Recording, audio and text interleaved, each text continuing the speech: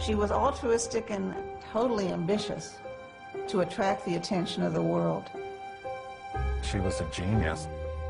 Nobody before her had the audacity to try to do a global reinterpretation of spirituality the way that she did.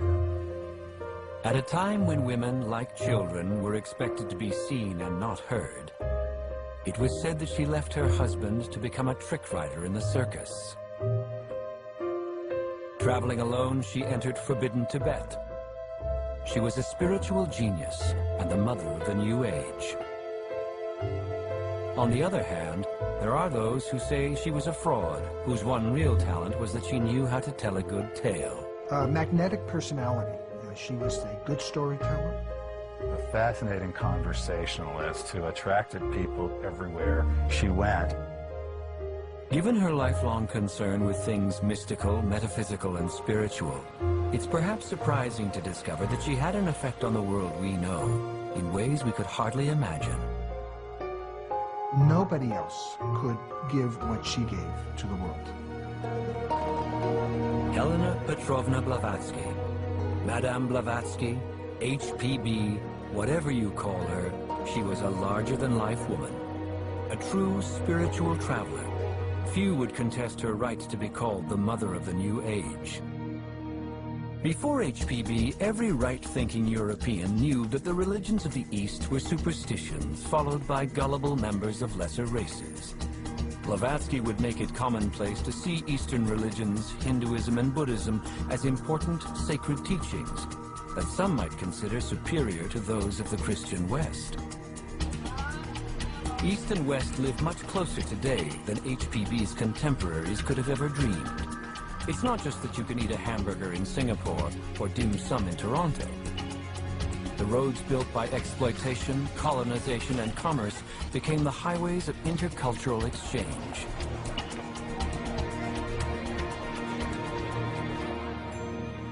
Let's take a moment first to thank yourself for practicing yoga today.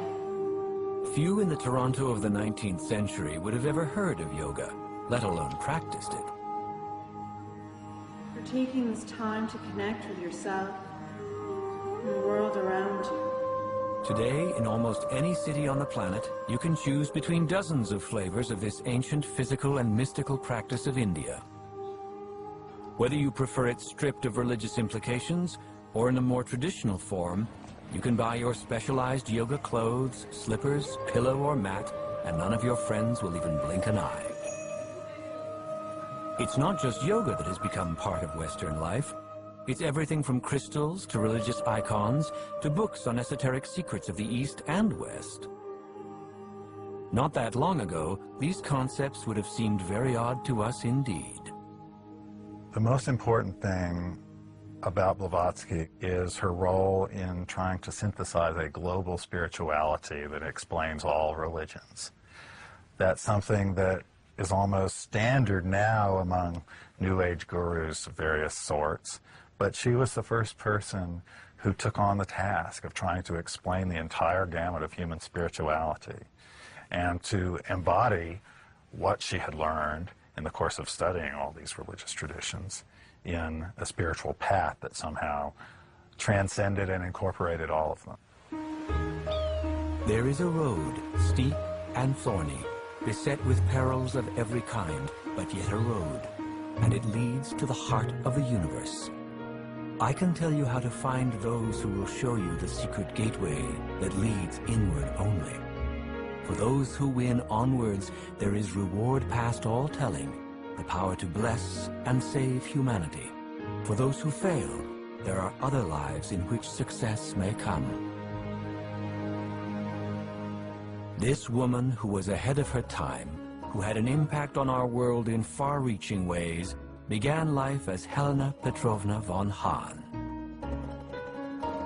She was born in what is today the Ukraine in 1831. She came from a fairly prominent family.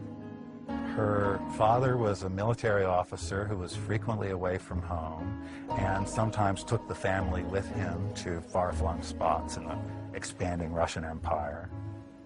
Her mother was one of Russia's most respected writers, and because she wrote about women and what a miserable lives they had, she was known as the Russian George Sand. She showed some tendency towards what we would call psychic phenomena, and was a rather impetuous child, very independent-minded.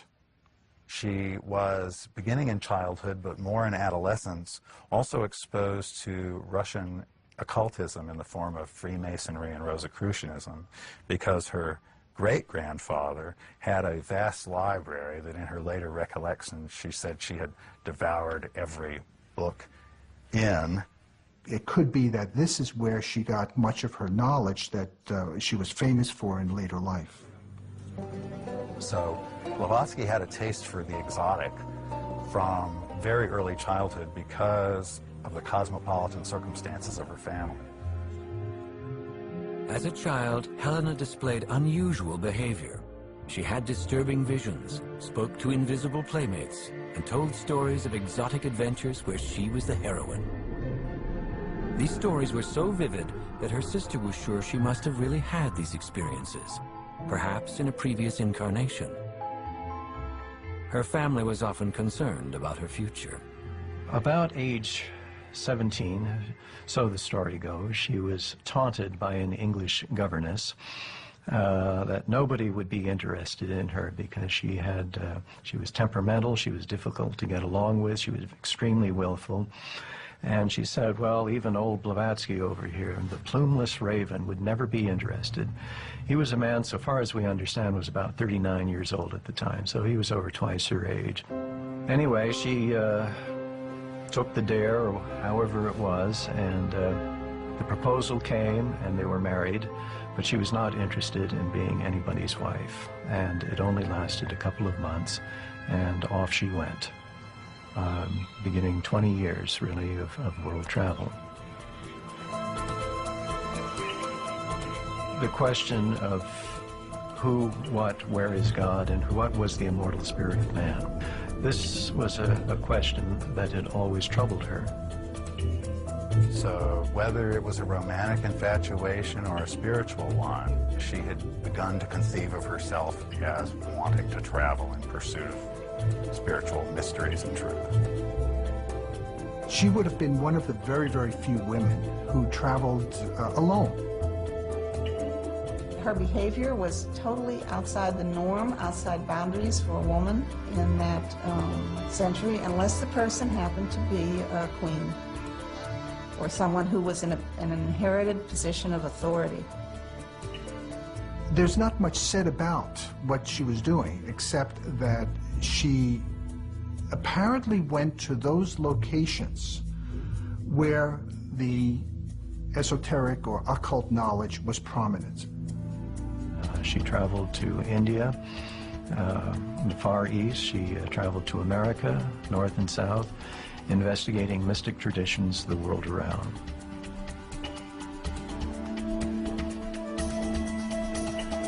Deeply interested in the beliefs and cultures of the world, HPB's journeys were extensive.